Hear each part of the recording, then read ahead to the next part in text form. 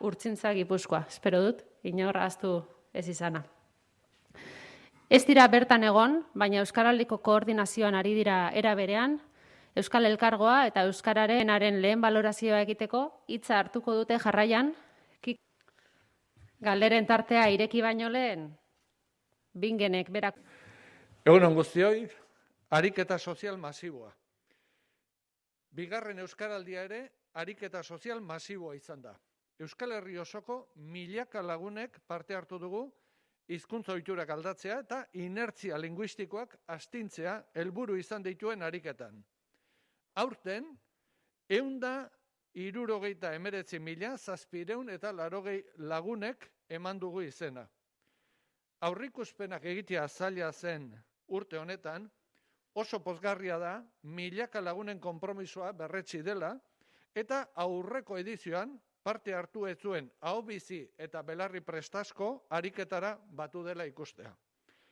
Eta bereziki asetzen gaituen zerbait da, ariketan zehar jaso ditugun esperientzia eta ohitura aldaketei loturiko bizipenak. Euskaraldia ariketa personal bezain kolektiboa da eta bizipen guzti horiek dira ariketari zentzua ematen diotenak. Herri gogoa hauspo. Euskaraldia egitea erronka izan da 2020 urte berezi honetan. Gizartean euskararen aldeko jarrera eta hizkuntzaren normalizazio prozesuarekiko atxikimendua zabala da. Euskal gizarteak berriro erakutsi du, garai zailetan ere gai dela ariketa sozial honen bueltan indarrak bildu eta Euskal Herri osora zabaltzeko. Gizarte bizia da gurea. Euskararen aldeko herri gogoak gauza harrigarriak egitera eraman izan gaitu hainbat hamarkadatan, eta beste hizkuntza komunitate batzuentzat eredu gara. Aurten, herri gogo hori berriro ariketa sozial masibo honen bueltan aktibatu da. Gizarte modura behar genuen. Euskaraldiaren inguruan antolatu diren albo ekimen ugari egonda urten gainera, herri bizi bat garenaren seinale. Hizkuntza ohitura aldaketa ariketaren ardatz.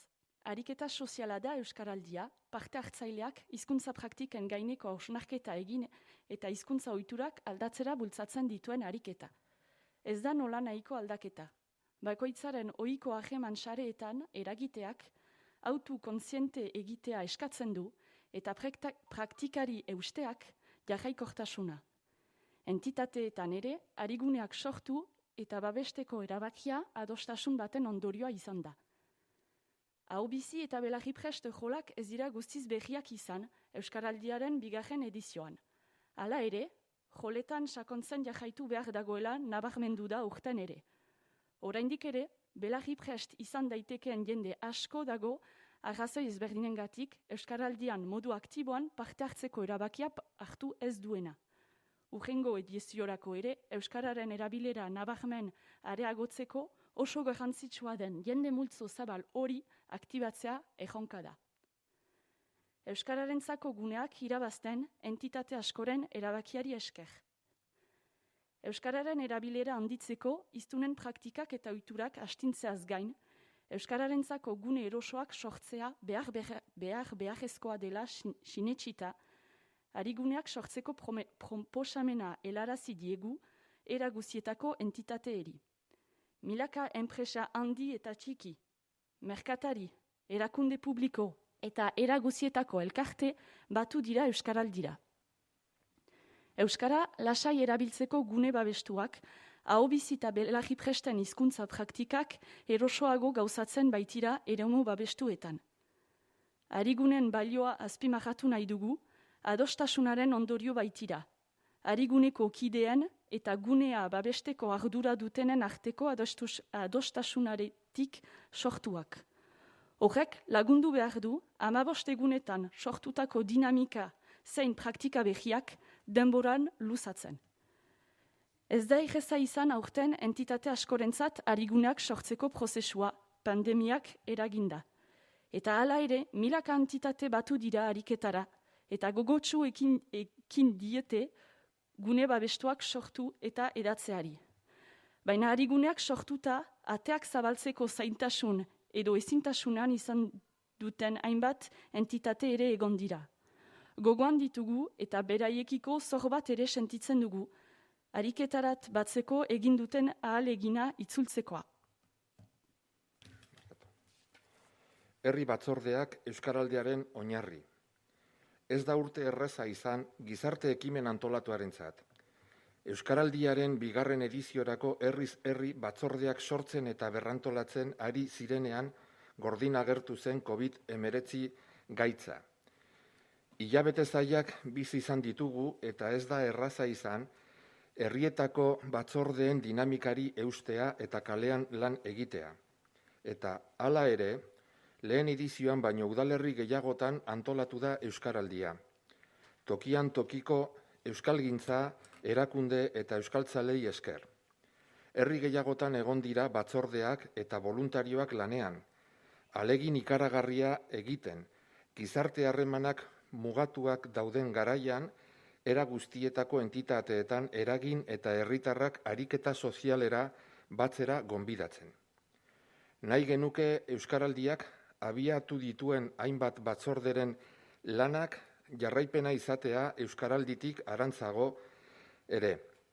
Herriz herri euskaltzaleen mugimendu indartsu bat da euskararen normalizazioan urratsak ematen jarraitzeko oinarrietako bat.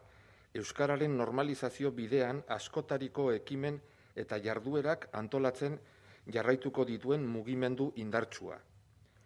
Lankidetza. Euskaraldiaren hasieratik bultzatu dugun lankidetza ereduari eutsi diogu aurtengo ariketan ere.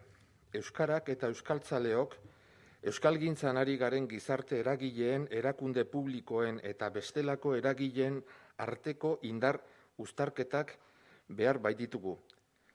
Herritar norbanakoak, voluntarioak ere badira lankidetza horren parte.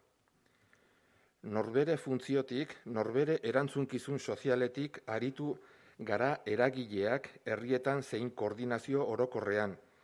Ezegonkortasun handiko garaian, lankidetza egin nahi izan ditugu lanik zehatzenak zein orokorrenak. Elkarlanak elkarrekiko konfidantza eta aitortza eskatzen ditu. Ikas prozesu bat ere izaten da tarteka. Baina herritar gisa elkartzen gaituen horri begira, ikasteko eta lankidetza jarraiak eraikitzen segitzeko asmo irmoa daukagu. Biharko eguna ere garrantzitsua da. Euskaraldiak inertziak apurtzeko babesa eman digu egunotan, eta aldatu ditugun dinamikei ahalik eta gehien eusteko garaia da orain. Berriz ikusi dugu, uste duguna baino, jende gehiagok ulertzen duela euskaraz. Norberak ekiteak inguruan ere eragiten duela. Uste baino gehiago bizi gaitezkeela euskaraz. Ingurune digitalean ere urrats asko ditugula emateko. Tresna txiki batzuekin errazago egin dezakegula, eta ohiturak aldatzea posible dela.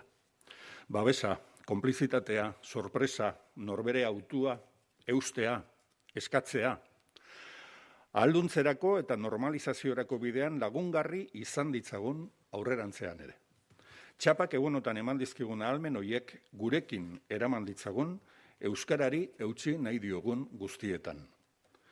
Kalean zein ingurune digitalean, bietan biderka ditzakegu euskaraz aritzeko aukerak. Eta baita ariguneetan ere, noski.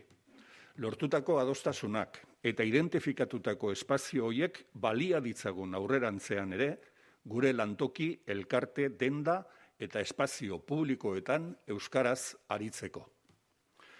Gehiagorekin, gehiagotan. Bigarren edizioan, ariketa bakoitzaren hizkuntza praktiketan sakontzeko proposamena egin diegu herritar eta entitateei. Sakontze horretan elementu berriak ekarri ditu euskaraldiak, eta bide beretik proposatuko ditugu ekimenaren hurrengo urratsak ere. Herritarrekin eta entitateekin praktika urratzaileak landuz eta sakonduz. Gizarte modura garai zailak bizitzea tokatzen ari zaigu, baina euskaraldian ondo ikusi dugun modura, arduraz jokatzeko garaiak dira hauek. Herritarrok gure helburu eta pentsamentuarekin bat datozen praktikak landuz eta era guztietako entitateek dagokien esparruan erantzukizunez jokatuz eta helburuak neurri bihurtuz. Euskal gizartea zorionduz bukatu nahi dugu balorazioa. Euskaraldiaren 2. edizioan ere erakutsi dugu elkar hartuta inertziak apurtzen, ohiturak aldatzen eta euskararentzako guneak irabazten jarraitu dezakegula.